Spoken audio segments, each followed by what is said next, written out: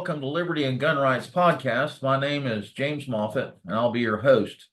Today is Wednesday, November the 20th, I believe, 2024. Yeah, it's the 20th. Today we have a special guest speaker, Len Marshall with the John Birch Society. And Len, thank you for taking time out of your day to visit with us, and I look forward to you introducing yourself to the listening audience and telling us a little bit about the John Birch Society, how you got involved with it, and what some of the mission statement, the vision, and the things that you've been involved with. All right. Well, let me give you a little bit of my background. I'm actually Len Marshall, and I represent no other group other than myself and my ideas. All right. I've been doing this for more than 35 years, trying to help and improve our country. I've been to the rallies, helped numerous causes, literally built the Conservative Party in New Jersey, worked with United We Stand and Ross Perot, but I've found that if you don't put yourself on the firing line and on the ballot, whatever you may have accomplished can be destroyed in a flash. On that note, running for office and getting constitutionally minded citizens elected is the only real solution to all of our problems.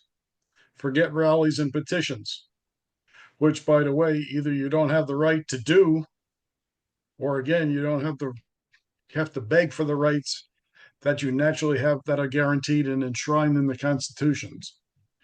It's time to stop begging for our rights to our elected and unelected overlords. It's past time to replace them and restore our natural rights that they have taken from us all. And that's why I became an active member in the John Birch Society. The society themselves have more information available to us than you can find on every station on the web. They go back almost 60 years and have all the information that you want to find about the Constitution and so forth. Can you tell us about, like, you joined our Facebook group as the First Amendment? What's that group that you Free Press. Freepress.org. Yes. That's my website, and I have lots of videos. I do short videos for myself and for what we're doing, gun rights, all of our rights, the Constitution, and so forth. You said it's freepress.org? I'm sorry, what's that? You said it's freepress.org? First Amendment freepress.org. Yes, all one word. Okay, I'm gonna bring it up so people can see it. You can go ahead and talk. Okay. Some of the newest videos are on YouTube, but have not been put on the website because there's no room. You can find me on YouTube at Len Marshall 426. So you can find all the newest videos because they're quite interesting in what's going on in South Carolina.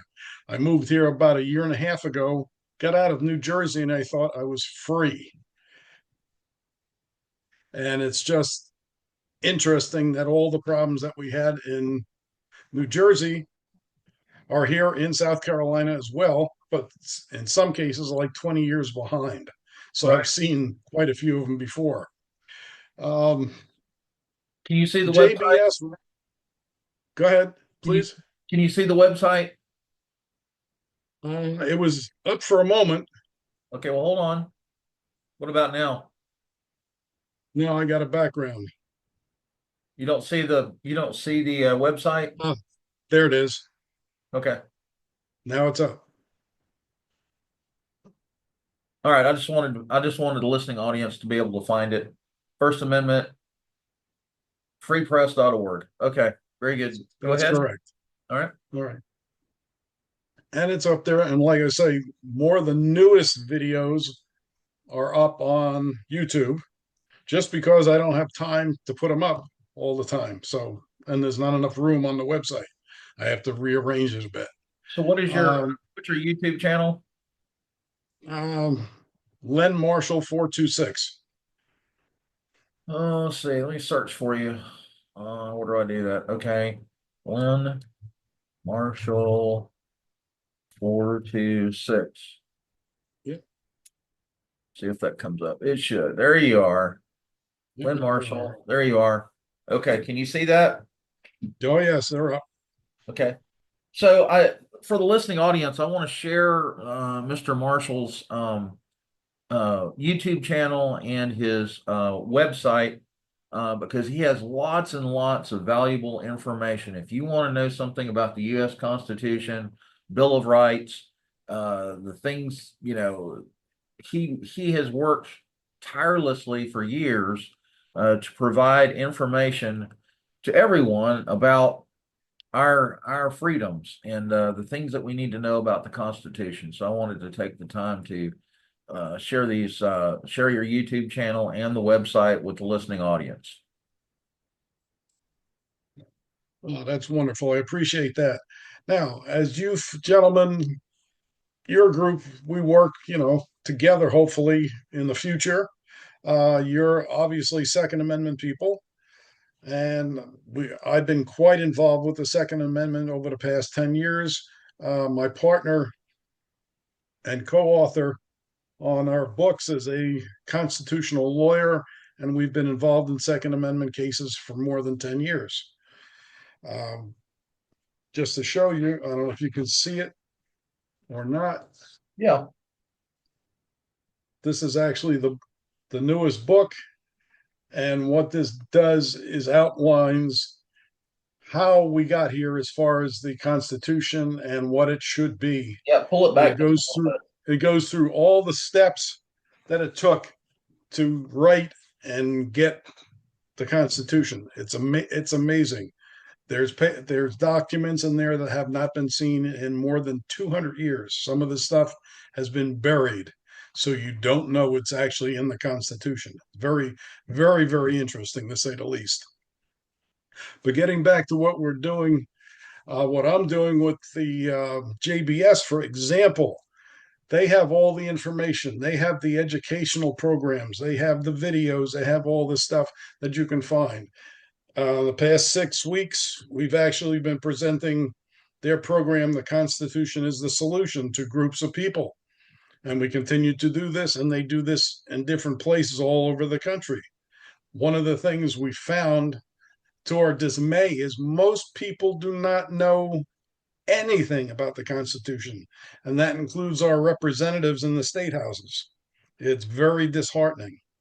All right. There was a group that made a survey, one of the major outfits, and they found that more than 70% of the citizens know virtually nothing, and 90% of them could not pass a test that they give to immigrants to become citizens. The naturalization test could not pass that. And to give you an idea how easy that test is, they take 100 questions and they pick 10 randomly, okay, about who's the president, what is the Constitution, and so forth. Very basic, straightforward questions about the country. All right. To become a citizen of the United States, out of those 10 that they pick, okay, they have to answer 6 correctly. Right. Okay. And 95% of the people that they tested on the streets, I think it was New York City, to be honest with you, couldn't pass the test. They wouldn't become citizens. That's frightening. Yeah, that is kind of scary. So, what we've been doing again with the JBS and other organizations, we're trying to educate the people back and get it out there. It's a slow process, but without that, nobody knows what they're even missing. All right. Now, I waited to do this video until the election was over, and it went okay. It's working okay. We elected a president and senators and assemblymen and all this stuff. But what I found, and again, dismayingly, all right, this is now South Carolina where I'm at. In all of the Senate and Assembly races in New Jersey, not New Jersey, in South Carolina, 60% of them had no opponent. 93 out of 170 races had no opponent on the ballot. So how do you have an election when there's nobody on the ballot? It's incredible. All right. And this is why I'm doing what I'm doing and what the JBS is doing what they're doing. We have to educate the people to show them what's going on. Right. All right. Now, again, with that, you look at it, and obviously the two parties are not doing their job. If they can't even fill their own ballots, what are we doing? What country is this? I woke up on the Wednesday after the election and looked and started looking at the numbers. And I woke up and had to check and see what country I was in because it's amazing. 60 some years ago, Nikita Khrushchev said, "We don't worry about your country. One day you're going to wake up and you're going to find you're socialist." And that's what's happened. We blinked and we opened our eyes, and here we are. The USSR, they knew who the people were going to be elected before the election. Well, so did we. If there's nobody on the ballot, why are we going through an election? All right. That's why I'm doing what I'm doing. Now, in addition to that, all right, there is groups all over um, in the assembly, different little cadres, little caucuses, and so forth in the two parties, and they have their own agendas. Well, it seems that the Republican Party in our assembly has once again asked for a oath to be taken by all Republicans that, number one, that they would not oppose any Republican people on the ballot, but they would not even work with people that did not agree with their main agendas. They don't even want you to discuss alternatives, and they wanted the other assemblymen to sign an oath. All right. The only oath they're supposed to take is to the state and U.S. constitutions. All right. Anything else, there's no reason for it. The only other oath that we should take is to the flag when we pledge allegiance. That is to our republic. That's something that we should all do on a regular basis to remind us, where we live and what we're doing. Right. All right. We've got to protect the Constitution. We've got to save our country. We have to protect all the amendments and the entire Constitution, not just the First Amendment, not just the Second, not just the Fourth, not just the 10th. Here's from the federal government, from the federal courts about loyalty oaths, which is what they wanted the rest of the Republican Party to take. All right, in Cole versus Richardson, 1972, the court set out 4 conditions of oath that must be met to survive constitutional muster. All right, number 1, it may not infringe on First or 14th Amendment rights. Of course it does. Employment may not be conditioned on an oath that one has not engaged in or will not engage in protected speech activities. Employment may not be conditioned on an oath denying past or abjuring future associational activities protected by the Constitution. And an oath must not be so vague that persons of ordinary intelligence must guess at its meaning. So, looking at the oath and what they asked the Republicans to sign, I don't think they hit any one of them.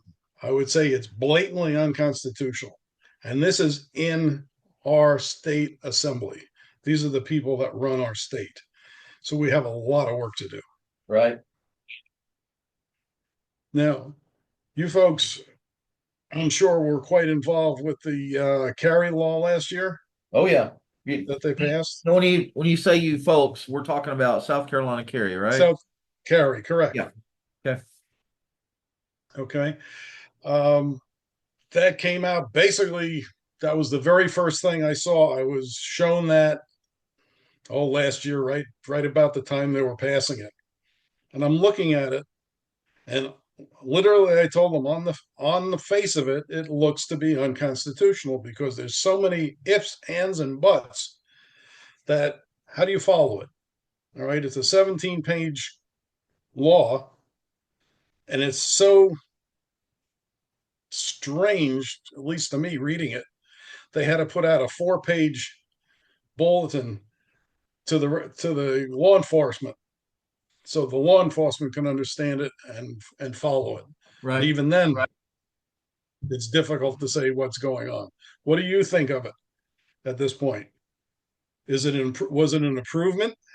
Well, it was an improvement on the with the Open Carry with Training Act because like I told you before, Senator Sin in Mount Pleasant was not going to support any form of open carry unless there was training involved.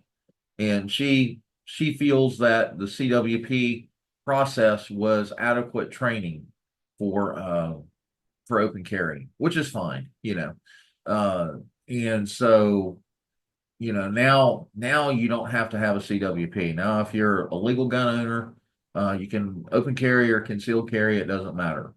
And they had to give law enforcement 90 days to provide training for the deputies, sheriff's deputies, and local law enforcement to understand what the new law is all about. And basically, somebody calls 911 and says there's a man with a gun, the dispatcher knows to say, well, what's the man with the gun doing? Is it hand? Is he brandishing it? Is it in a holster?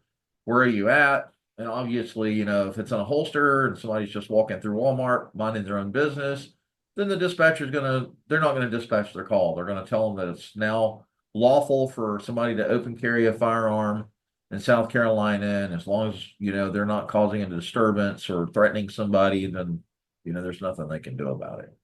So yeah, on in that respect, it's better. Yeah, because you were at our meeting last week and explained some of this stuff. Some of the stuff, what was it about? At schools and stuff, you didn't even in the parking lot and you have a gun in your car. That is, Yeah, yeah. If you have it used to be, we were not allowed to have a weapon in the car, period, if you were on the property of a school of any kind. College campus, it didn't matter. Elementary hmm, school, high school, it doesn't matter. But now you can have a weapon in your vehicle if you have a CWP, but it has to be locked in some sort of an enclosed container, like your glove box, center console, the trunk of your car. You cannot right, you can't conceal it on your body. You can't open carry it on your body when you're picking up the kiddos from school. So that still stands. That's a restriction that's there. Used to be you couldn't even have it in your car. right. I'm from New Jersey. As far as they're concerned, you can't even have a gun in your life. All Yeah, right. of course. Yeah, That that's has changed a little bit because some of the laws would knock down, the permits and stuff for handguns has changed a bit finally. My permit is still pending from 1974, by the way, in New Jersey. oh my God. Yeah, Well, they I went through the whole thing, had a rifle permit, had one for the pistol permit. I was very friendly with the township police. We went through that. The chief signed off my paperwork. They sent it in and all that wonderful stuff. And we just have to wait. Well, it seems there was one little old lady in Trenton that does this. And she was about 93 at that time. wow. And I think she processed two a month to something wild like that. So this is what went on. And of course, the regulations are nuts.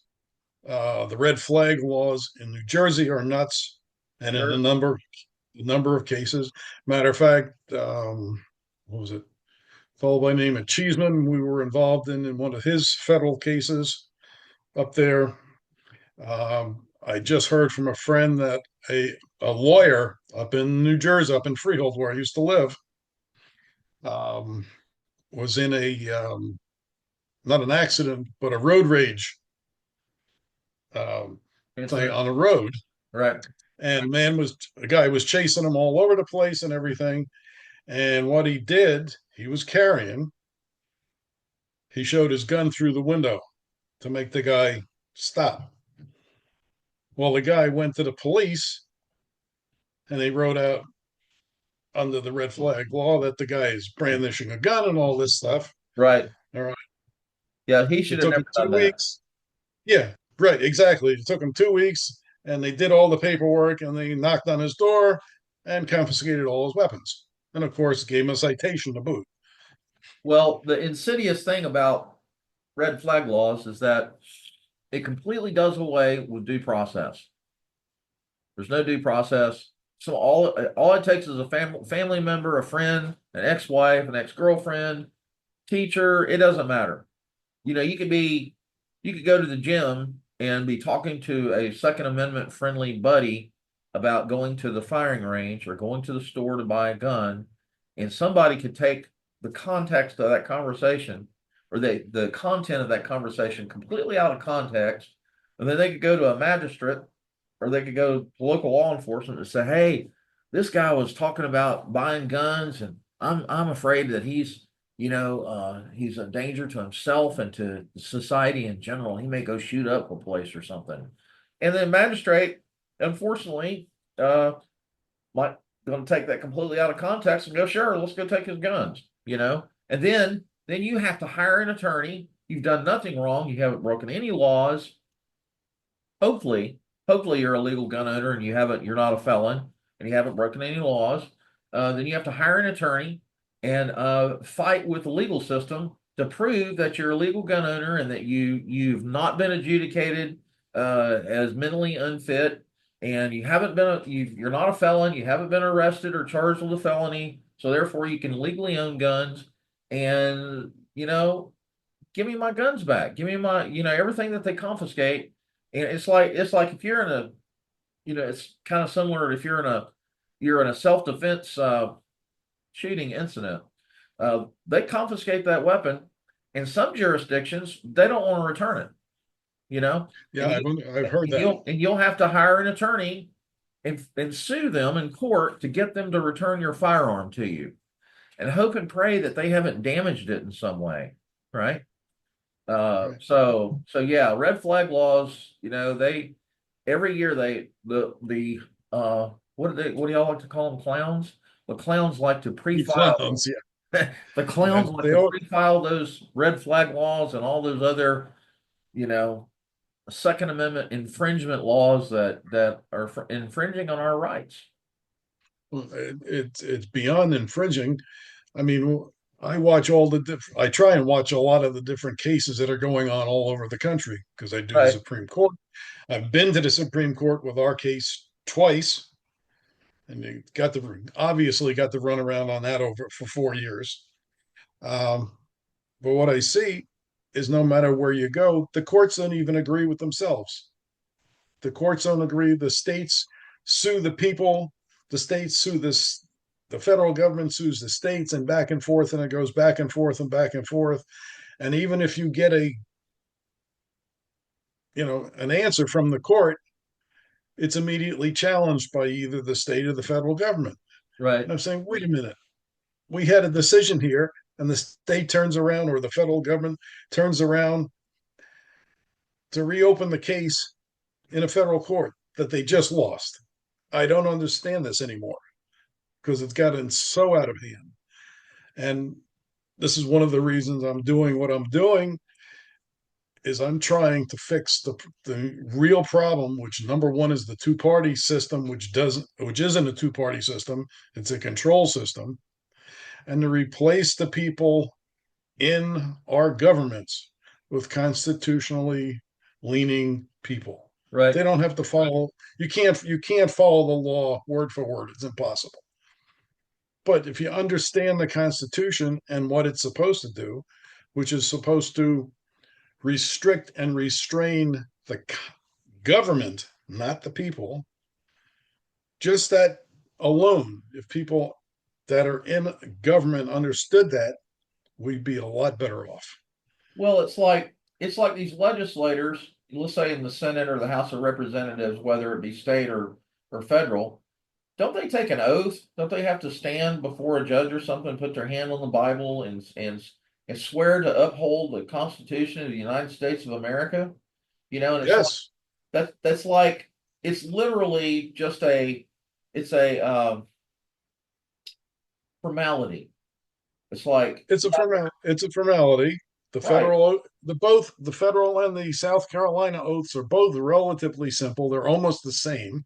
All right. And when we asked some of our representatives what the oath was, they did not know the oath. right.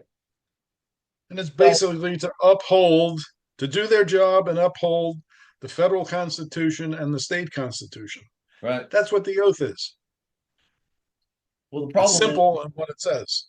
the problem is that we have legislators that have been voted into office by their constituents.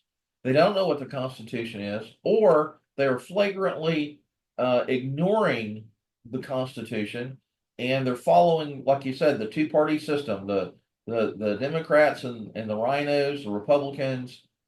They have an agenda. It's all about an agenda, right?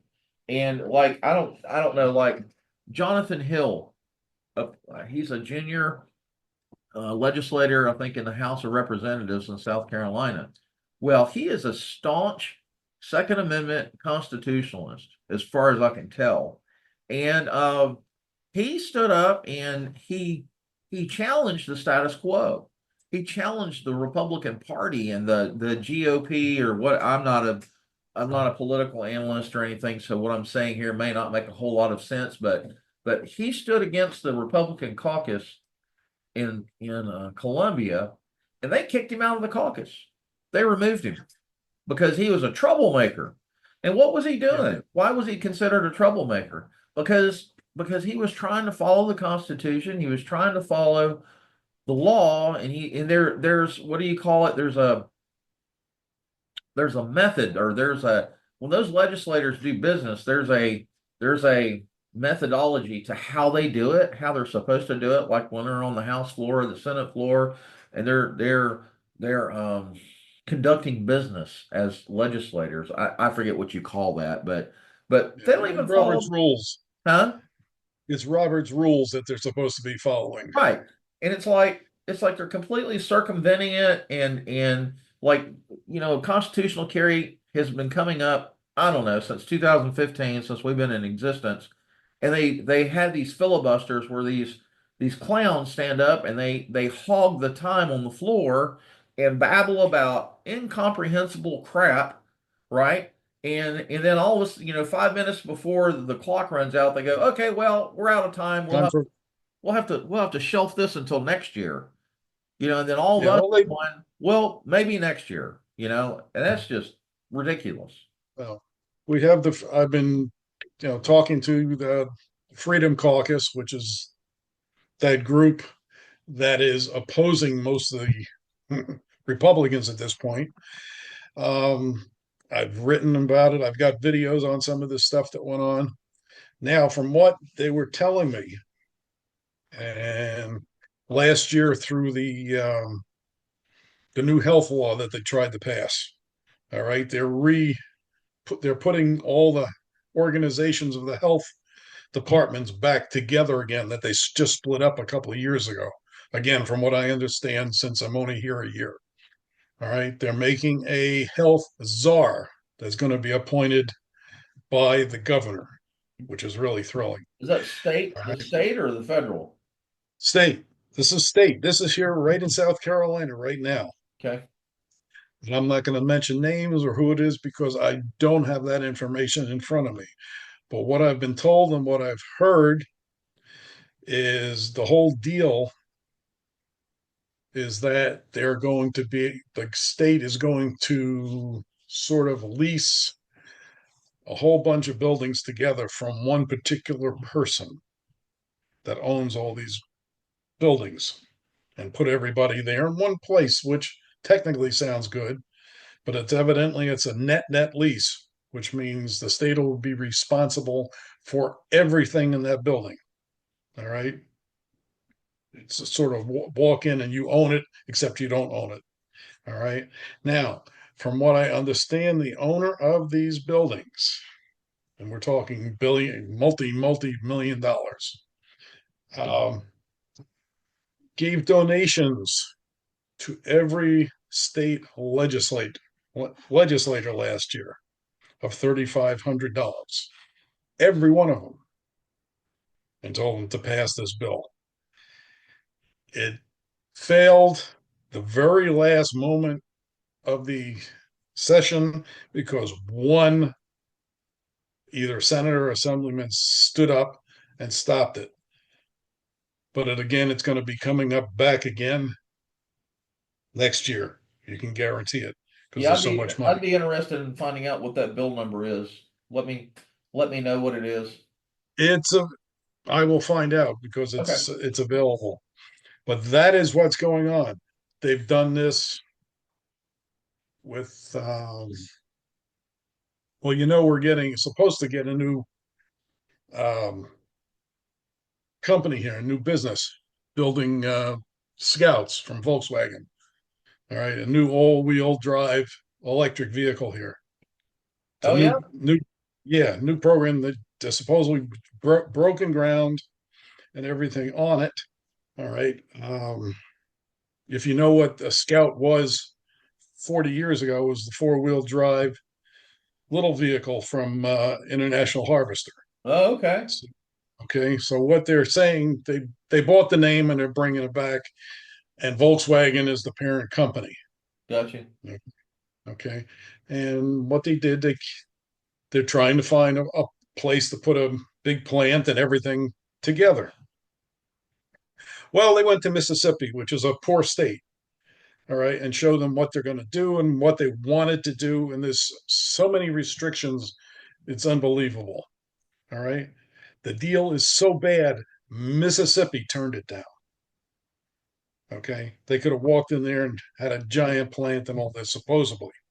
All right. Well, they came to South Carolina and they sat down with the governor and a couple of assemblymen and senators, wrote the bill, and passed the bill in 7 days to do this. Okay.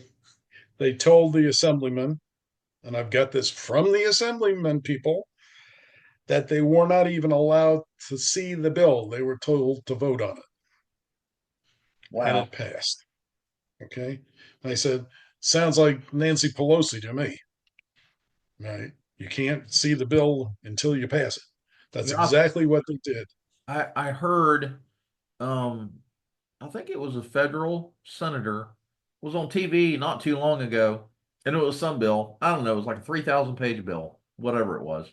And I forget what the bill was about, but all these bills that they get passed, they've got this pork built into it. There's all kinds of crap in pork uh monies that are earmarked for ridiculous things that have absolutely nothing in the world to do with the actual bill itself.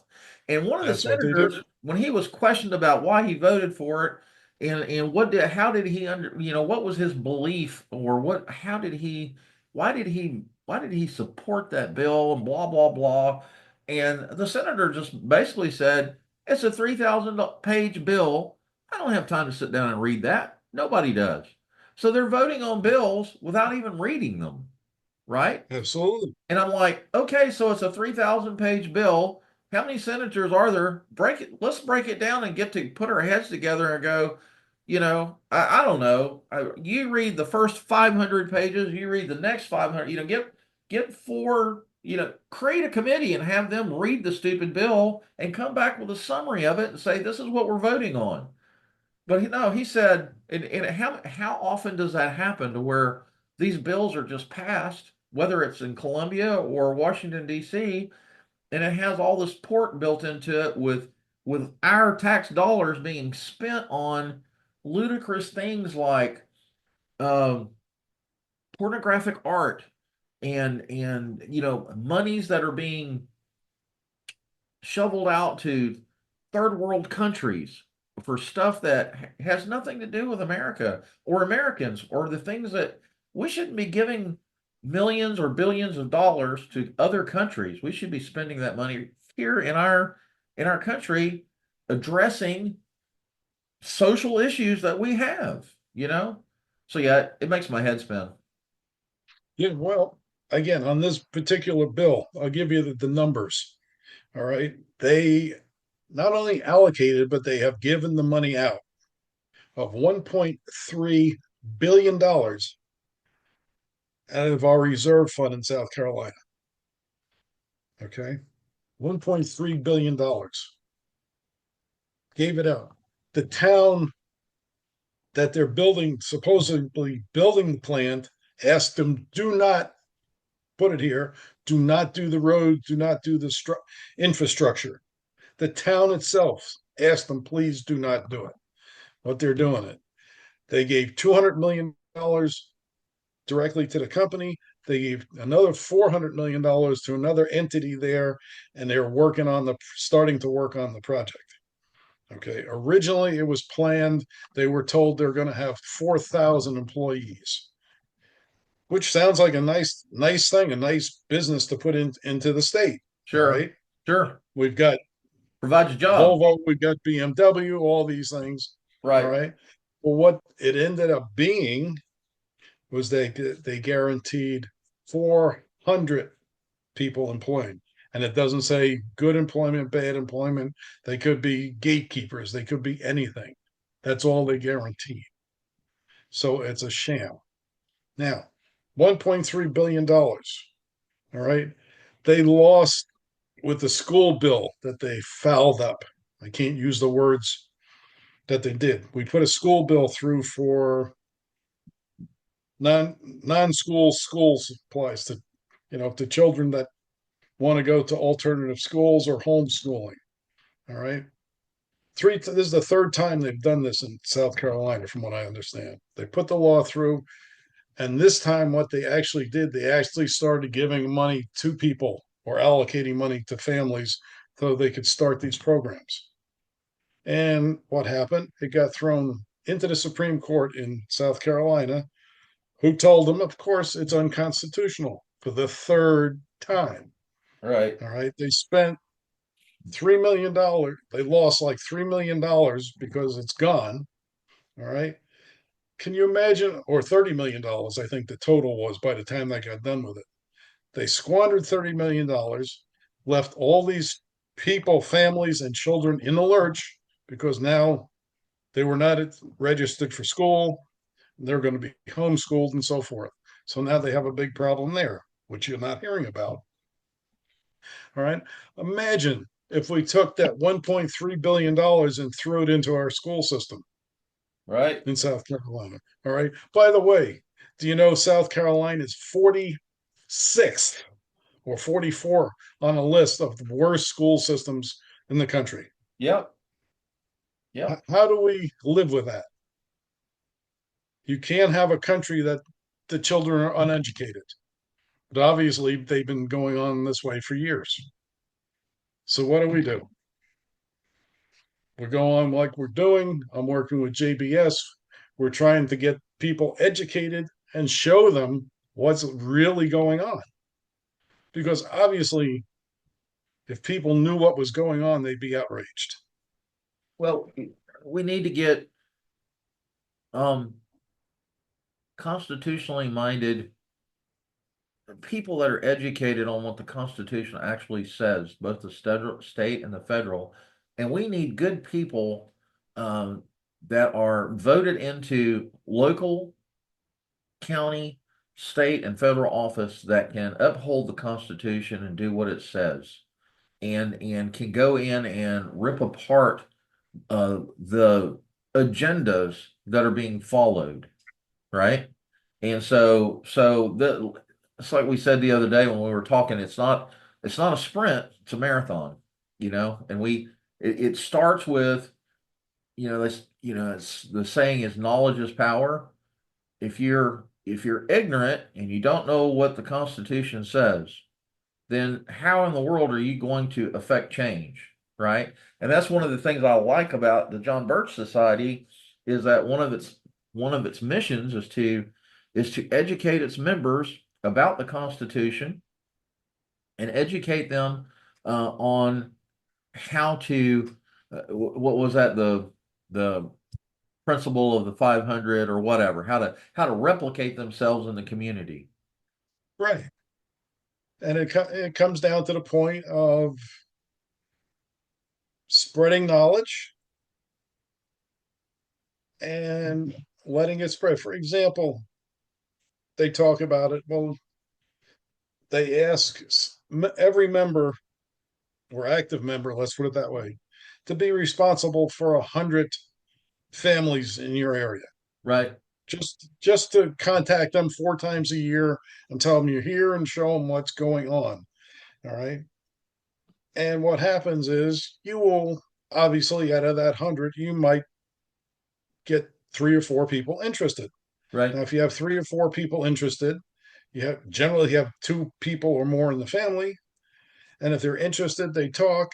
And if they see value in it, they will talk to other people.